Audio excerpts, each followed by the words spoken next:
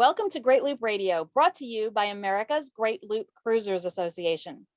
We're dedicated to sharing Great Loop information and inspiration with those actively cruising, planning for, or dreaming about a Great Loop adventure. I'm Kim Russo. I'm the director of AGLCA. Today, we are taking on a pretty serious topic. Everything out on the loop is not always sunshine and rainbows, and it can be stressful, particularly put some extra stress on the relationship that couples have on the loop. So that's what we're diving into today. I'm really excited to have our guests here because they are gold loopers. They are Bob and PM Amadon, and Bob is a licensed therapist. So I'll let him give you his pedigree. But as always, I want to take a moment to recognize and to thank our Admiral sponsors who support AGLCA at the highest level.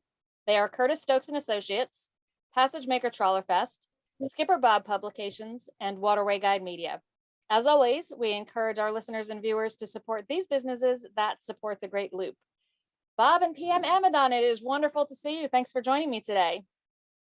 Well, you're quite welcome. And thank you for having us. Yeah, so you're gold loopers, so let's start there. Tell us a little bit about when you did the loop and what type of boat you had. And we see you're on a boat now, so you're obviously continuing to cruise. So tell us a little bit about that cruising history. Well, we started in 2010 with a lease of a canal boat up on the Erie Canal. And we did it with two other couples. We spent a week out at Seneca Falls. And at one point, and I can't remember whether it was sort of towards the end, yeah, PM said, "I could do this," 4 words, and I was off. So it didn't take long after that for me to find a boat, and we chose a Mach 36. It took a couple of years to get going because of life, and we were both working at the time. But we did get away in 2014 and started our loop from Key West, completing it at the end of 2015. Loved it. It was an adventure that I had no idea what we were getting into. It was just, one day at a time, and every day was different, it seemed, and it was just amazing. Well, plus, it was during that initial canal boat experience that we even found out about the Great Loop, which I found very intriguing. I almost drowned when I was 4, so my relationship with water is a little tenuous. Yeah. I have learned how to swim. I learned as a child, but still the thought of living on a boat was not within my high comfort zone. But the whole concept of the loop was too intriguing to let that get in my way. And as I explain to people now, that year on the loop, I was never more bored, I was never more terrified, and I was never felt more alive than during that time frame. It was one of the best experiences of our lives. And since then, because of our sea time, PM has gone on to get her captain's license, and it's really good to have her competent, so I don't have to do it all. Mm-hmm. Well, and that's actually probably one of the things that we're going to touch on today. But you mentioned that when you first started on the canal boat and started finding out about the Great Loop and planning it, you mentioned you were still working. And Bob, your work in particular is pretty relevant to today's discussion. So tell us a little bit about what you did for your career. Well, I got a graduate degree in rehabilitation counseling. I worked with work injury people for about 15, 20 years, basically focusing on vocational counseling. And then I got into a more serious therapy role as a marriage counselor and as an individual counselor.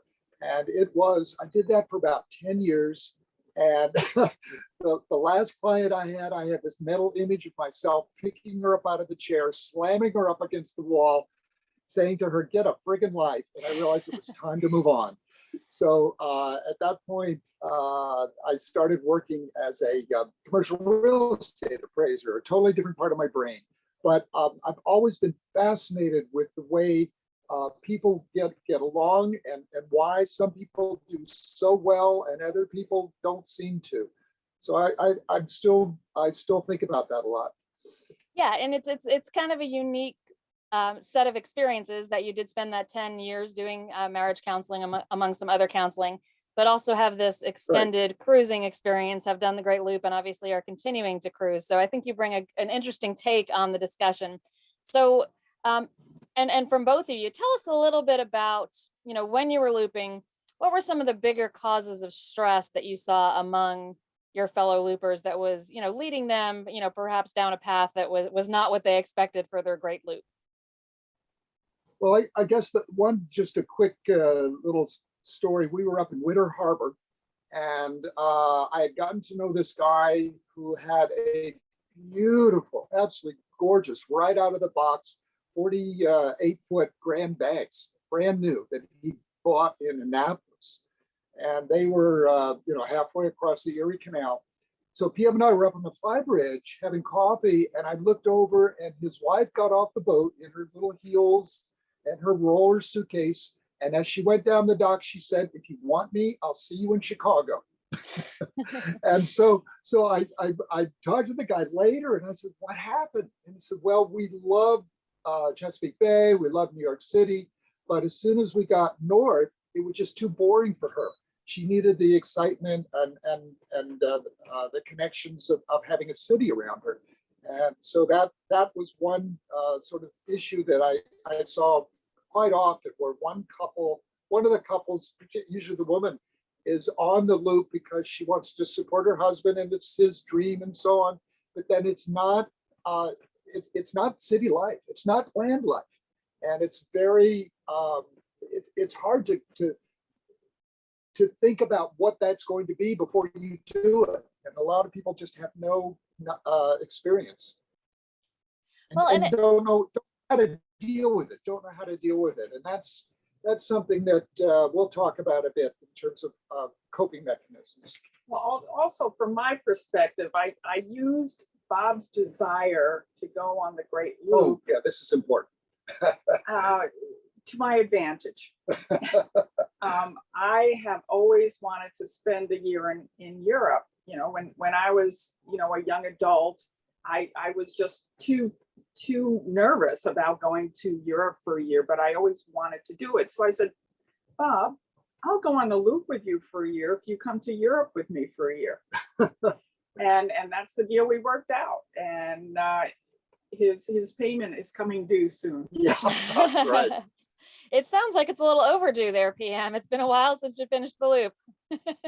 But at the same time, we had such a good time on the loop that it was difficult to tear ourselves away from boating. And after we did our loop, about a year or so went by, and we decided we had to either choose boat life or dirt life, and we chose boat life. So we sold our home and got rid of everything that didn't fit on the boat, like the piano and all the art, stuff like that. So it's been a wonderful, wonderful decision. We are going to be in Europe starting this September, walking El Camino. Have you heard of that?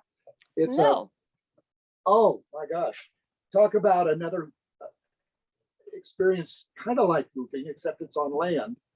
It's a 588-mile hike across northern Spain. It's known as a pilgrimage. Okay. And so we're doing that in September, and I'll take an opportunity to get a little plug here. We are selling Bellamere, which has been a really, really difficult decision. Mm-hmm. We have really had so much life and so much enjoyment in this boat life. And so when we get back, we're buying another boat. Well, there you go. Perfect. And that sounds like an amazing trip. So I'm sure that the two of you will enjoy that immensely. And it's, a little bit of payback time for PM there to get her Europe trip in. It is. And she's made me pay up. So, being out here on the loop myself, I think it comes up a little bit more naturally when you're just sitting around at docktails of, people whose spouse or partner is getting on their nerves, or, right. People sharing that, we saw a couple who, is going home because they're just not enjoying it the way they expected to. And as I said, it's not, all rainbows and unicorns out on the Great Loop. It is hard.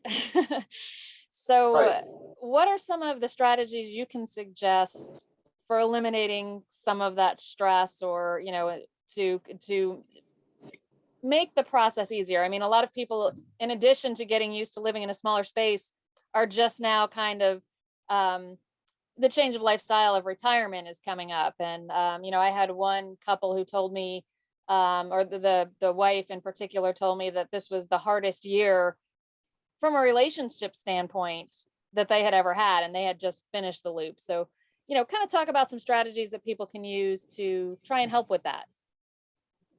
Well, I think that one of the things I like to think about boating is that to have a successful boating day, you need to, you have to untie your lines, get off the dock, you have to make some decisions about routing, you have to be organized in terms of provisioning and all that. But basically, you need to have communication, whether it's simply the communication to take which line off when, or communication about how to proceed through a difficult, confusing area.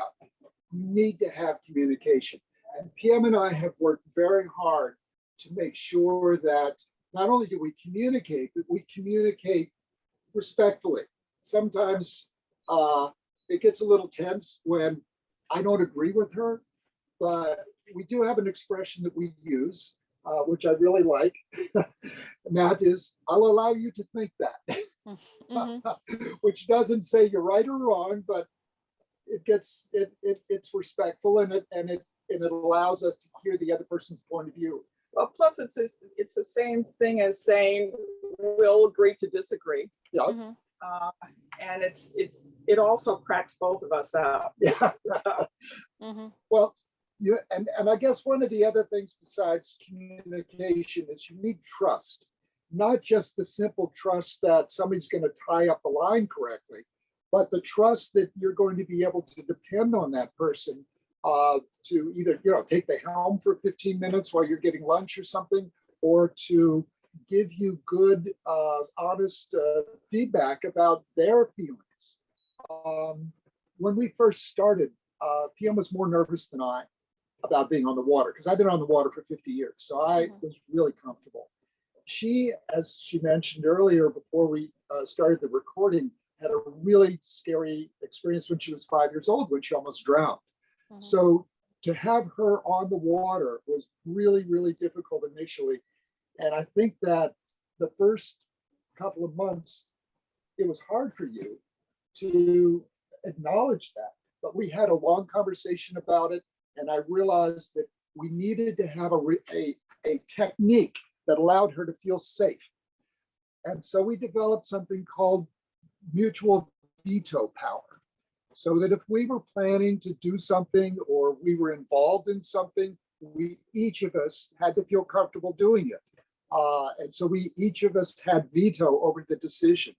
So if I wanted to go and I thought the weather was not great, but we could do it, but PM was absolutely not convinced, she would say veto and we wouldn't go. and I have used that. And she uses it. So I think that's important for each person on the loop. Even though one person's a designated captain and one person is in a more of a support role, that it's really important for both of you to feel comfortable with whatever decisions are being made, because you're going to get into a situation where you need to have, action happen to keep you safe. And if you aren't trusting that person, that just doesn't work. So do you have any suggestions for how to build that trust if it's not existing related to boating at the beginning of the loop? Well, I keep coming back to communication. In my years as a therapist, the one thing that I found over and over again got in the way of people enjoying life and enjoying each other is just bad communication skills. It's really critical to be able to feel confident enough that you can express your feelings. If you have an issue with that on land, you're going to have a lot more of an issue with that on a boat. And I think there was a quote that I came across a couple of years ago, which I love. And that is that wherever your relationship is going, it's going to get there faster on a boat. And I had Right. not heard that before until you kind of sent me some of the pre-interview things, and I love that as well, because I think a lot of people find that to be so true. And you had something to add to that, PM? I also think that at least with my generation, especially as a woman, I was taught that expressing my true, honest feelings was not appreciated. So if I was scared or frustrated, I couldn't really express that. I wasn't allowed to have that emotion. So it took me a long time to be able to be honest with Bob in terms of, I'm feeling really scared.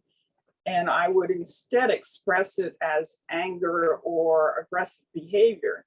So part of that whole process is being honest with yourself and figuring out, what is it that I am really feeling, as opposed to being angry or aggressive, because usually anger and or aggression is covering up some other emotion, such as hurt or fragility or being afraid. And I think too that a lot of times when people express their feelings as anger, it doesn't solve anything. It usually results in the other person getting emotional and angry. So getting to a point where, if that occurs, and it will on the loop, as you have experienced, I'm sure, and will continue to experience, there'll be moments that things come out and you get, oh my gosh, and you may be screaming and yelling about something happening. I think it's important as a strategy, if and when that happens, it's a when, not an if. You take some time afterwards to decompress and to talk about it, and to come up with maybe another way to deal with that if it were to happen again. To give a perfect example, Yeah, you do that. I have a tendency when I'm at the helm to come very close to navigation marks. Too close. Yeah. So initially, Bob would say, "Oh, geez, Brianna, you're going too close." And my immediate reaction was annoyance. And then I was able to say, "Bob, when you say that to me, it really undermines my confidence. I know what I'm doing. You're just going to have to trust me." And another way of saying that is, PM, it scares me when you come that close to an ATON. I would feel much more comfortable if you, let's say, left at least 20 feet between the ATON and the boat. Yeah. So that took us a few headbutts to work that out. And now Bob was great. He goes, "Oh, PM, you're getting awful close to that ATON." And I'll go, "Okay, got this." Yeah. So that's an example, but it's something that we had to work on. And that brings up another sort of slant on this, which I wanted to get into, and that is that blame does no good, none. And the whole idea is not to assign blame if things go wrong or stressful situations occur, but to figure out a solution to the problem. Focus on the problem, not the blame. One of the things that I did as a therapist for years with marriage, in my marriage counseling days, was to tell people that there's nothing ever wrong with expressing and explaining and talking about your feelings. It's not a good idea to start pointing a finger at somebody else and saying, "Well, you're wrong. You've got a problem, and it's your problem." It's important for people to own those issues themselves, and that gets back to the communication issue we started off this with. Yeah, and I think all of that is really insightful.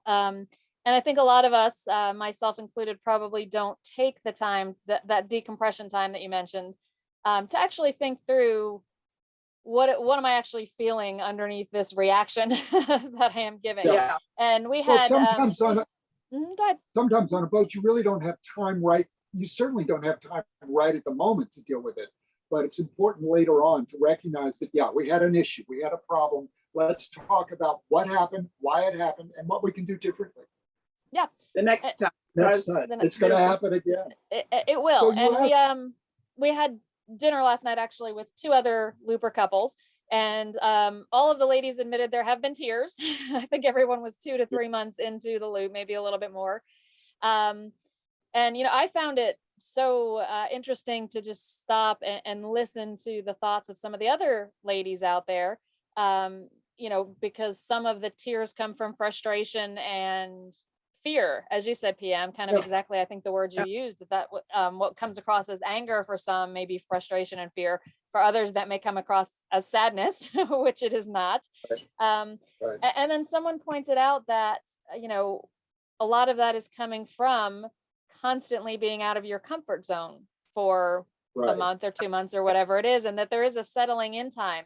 So is that something that you two found?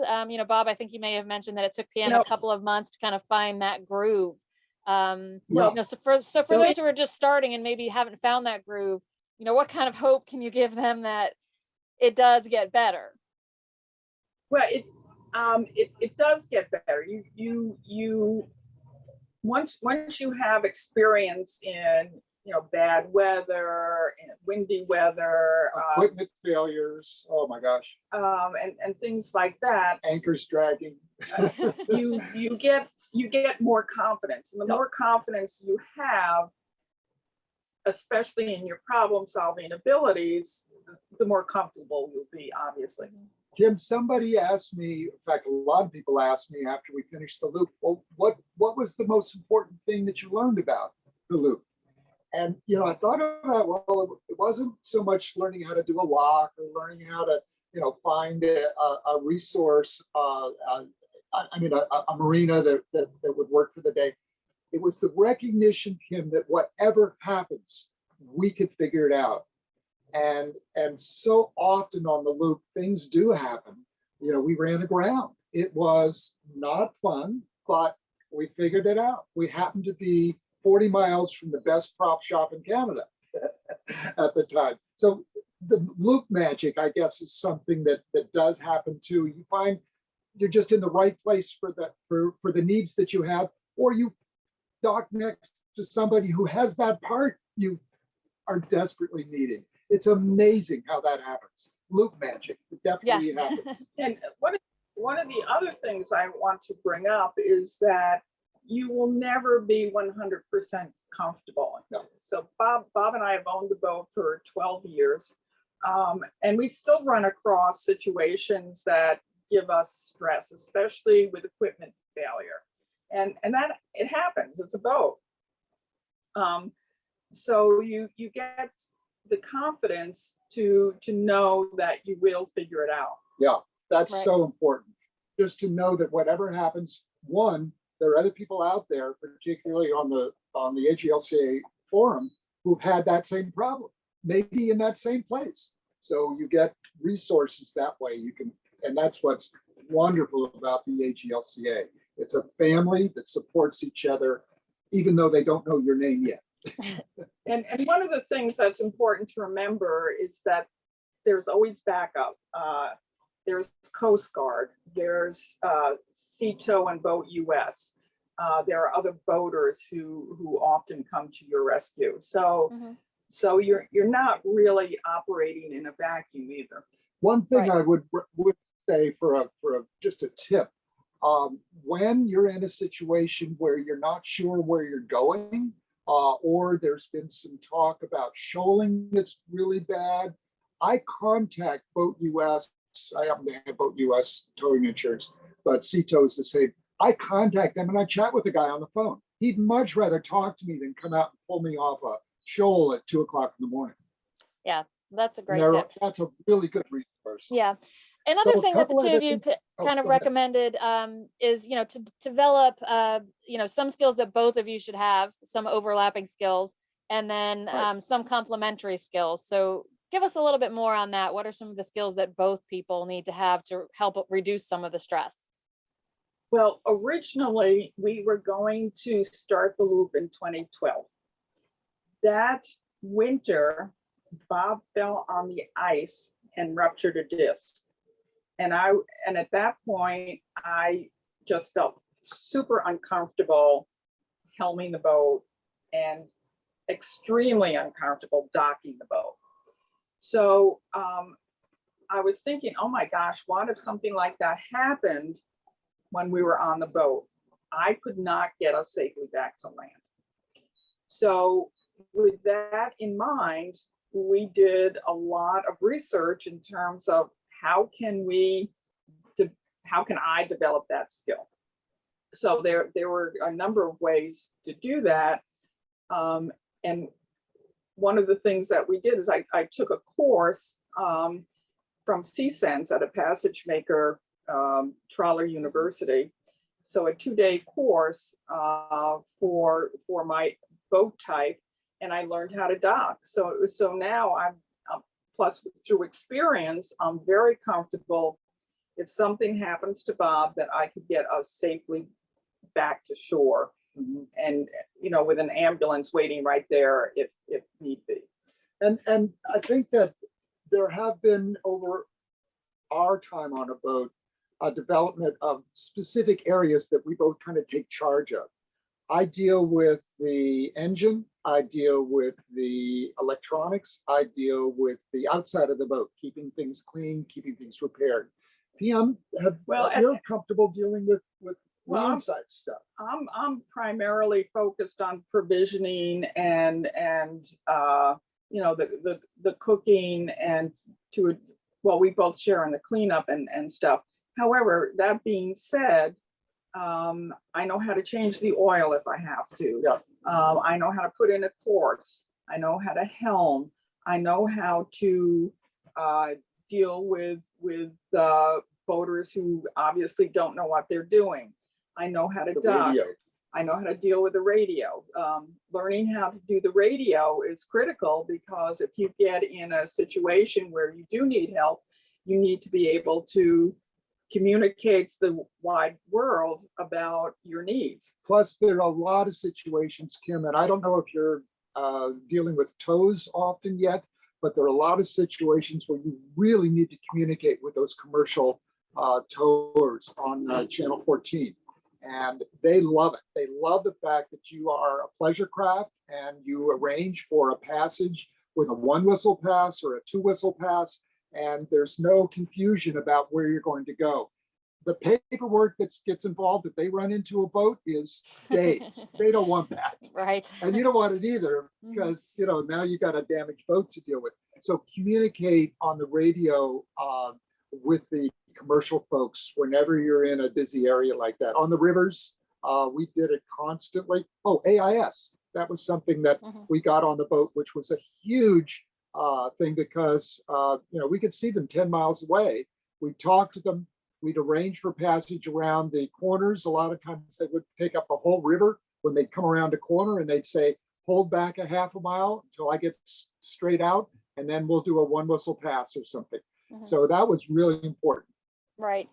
You also mentioned complementary skills, and some of this I think may be kind of natural tendencies towards things. You gave an example of PM, and I remember this from one of our rendezvous where you presented, but that PM can sometimes have analysis paralysis, while at the same time, Bob's theory is to build your wings on the way down. So obviously 2 different approaches to problems. So talk about how that can be, help to alleviate some stress while you're on the loop. Well, we both recognize that we approach questions differently. I have a tremendous respect for PM's ability to understand the critical pieces of a situation. And you've learned, PM, to learn that I'm pretty good at figuring things out as they happen and dealing with it. But one, I've got 50 years of having done it. I can't kind of verbalize why I'm doing it, but it makes sense to me. So what I like to do is if we're doing a repair job or taking something apart, I will take hands, so we have at least a fairly good idea of what it should look like when it's put back together. I'm also very organized in terms of if you take things apart, put the parts that you take apart in sequential order so that if when you're putting it back together, it goes in the reverse order. Mhm. Things like that. I tend to be much more organized than Bob, and Bob has a tendency to be chaotic. Well, I wouldn't say chaotic, but I can see how you would say that. I'll allow you to think that. Okay, thank you. So our skills really do complement each other. Yeah. And now that doesn't say that the experience goes very smoothly and yes, dear, and lovey-dovey. But we've worked it out to the point where we don't yell at each other, and we'll just go, yes, dear, and be a little sarcastic, but we get it done, and we get it done respectfully. Well, Yeah. PM mentioned the word yelling a moment ago. That's something I wanted to touch on. A couple of years ago, I watched a boat land at some marina, and the husband was up at the helm, and he was screaming at the top of his lungs at his wife about tying up something or other. Oh, tell her about the anchor incident. Oh yeah, This is a good one. and so that didn't help at all, because she just went into she just refused to do anything. Mhm. There was a story I heard, and I think I don't know if it's like waterway Folklore. stories or lore, but there was a situation where they were anchoring, and the wife was up on the bow, and the husband was screaming at her to throw the anchor out, throw the anchor out. So she did. Of course, it wasn't attached to the boat. I'm sure that's happened more than once. But so these are, things that you can expect, and we're starting to run low on time, but one thing I'm hoping that people listening or watching leave this with is the idea that if it is stressful in your relationship, you're not alone. It's a fairly normal thing on the Great Loop. So do you have any resources you can suggest to people who feel like it is more stressful than they had hoped for and are looking for some assistance with working through that? With since COVID, telemedicine is so much more known and available. Is it something that people should seek assistance with on the Great Loop? Yeah. Or power through it? Well, a couple of levels there. A lot of issues get solved at DuckTales. Having a couple of drinks really does kind of settle things out, and particularly meeting other loopers where you connect with somebody and you talk about something that happened, and they'll say, "Oh yeah, that happened to us." So it's a sense of you're not alone, which is important to work through. The other thing, I wanted to go back for a moment and say one thing about the marriage savers, wife savers, the headsets that people use. Those are wonderful because you don't yell.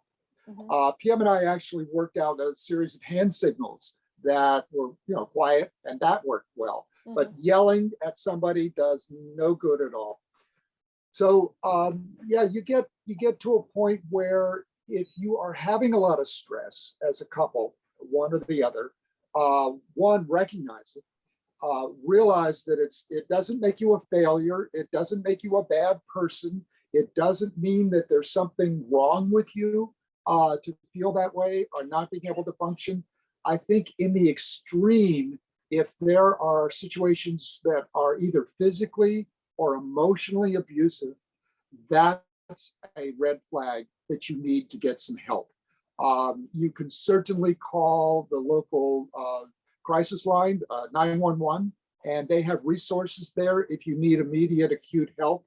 But frankly, the kinds of situations that develop in a need for some therapy or some needs for some counseling, those are not issues you want to deal with on the loop. You should stop your loop and go get some professional help at that point.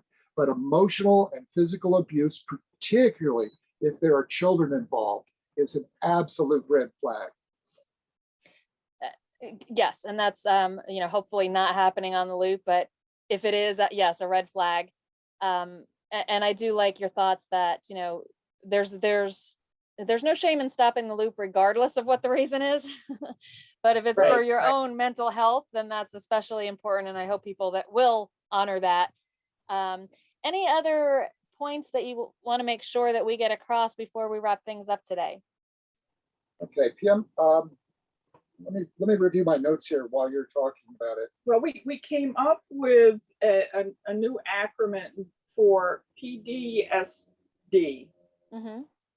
So there's patience, tolerance, dependency. What was it? And synergy. I think. Oh, stoicism. Stoicism, that's right. So PTSD, patience, tolerance, stoicism, and Stoicism and determination. Yeah, Mhm. yeah, yeah. Determination. Yeah, and I think it's important, and every couple has their own way of working out a marriage. And I don't think, even as a therapist, I ever got to the total raw data of any couple. They have issues that they don't even know about. So you're Mhm. not going to be able to understand as a couple exactly what's going on sometimes, but you learn coping mechanisms to deal with it. And I think it's important, a couple of real quick things, to give each other space, to Mhm. recognize when the other needs some space and to honor that. And space can be, let's just park the boat and go home for a month, or I'll park the boat and work on it and you go home and visit family and friends. It's so critical that you feel good about what you're doing, because there's so many situations on boating where you don't have time to work through the emotional chaos. You gotta be able to do it then, and you need confidence and a sense of, I want to be here, for that to work out well. Mhm. So basically commitment. Yeah. But as Bob has stressed repeatedly, really honest communication is critical. Yeah. And when I looked through the notes that you had sent me regarding this conversation, that is definitely the overarching theme of everything. The answers to the specific questions I had and the bullet points that you added were largely about communication. And again, I love the quote, "Wherever your relationship is going, boats will get you there faster." Love that. Yep. And I think a lot of people may already know before the loop, if they have communication issues, it may already be evident. So it may be something that you want to work on and resolve before you actually head out there. But we're going to have to hold Right. it there. Time has flown by, Okay. but Bob and PM Amadon, Gold Loopers. Bob is a retired marriage counselor. So thank you for sharing your very unique perspective on this very real topic. We'd love to have You're you welcome. join us again. And good luck with the sale of Velomer. She's a beautiful boat. Well, Thank you. we hope to. We're scared to death because part of us says, let's move on. Part of us says, this is so good, we don't want to move on. So it's a bittersweet. It's a Yeah. bittersweet moment. It usually And when is we when a come looper back- sells their boat. Mhm. When we come back from Europe, we will be buying a bigger boat. Yes. Excellent. Well, good. Then we'll continue to see you on the waterway. And I know you're a bit further south than I am right now, but perhaps eventually you'll catch up and we'll see you out here on the water. I'm Good. sure. Well, enjoy right. your trip too, Kim. I I'm will. really Thank you glad so you're much. doing it. Thanks for joining us. And thanks to everyone who's listened and watched this week. We'll be back next week with another episode of Great Loop Radio. Until then, safe cruising. Artisan's Mattress features custom Tempur-Pedic beds in every imaginable shape. We are the only authorized customizing firm for the Tempur-Pedic company. This honor has been earned by Artisan's custom mattresses every day since 1999. Artisan's expertise retains all original Tempur-Pedic manufacturing standards, materials, features, and therefore the 10-year limited warranty. We customize Tempur-Pedic beds for every imaginable use, including yachts, boats, custom homes, motorhomes, RVs, planes, trains, and trucks. Go to our website, artisansmattress.com, for a free estimate, or call now 800-482-6956. Customer satisfaction is Artisan's foundation.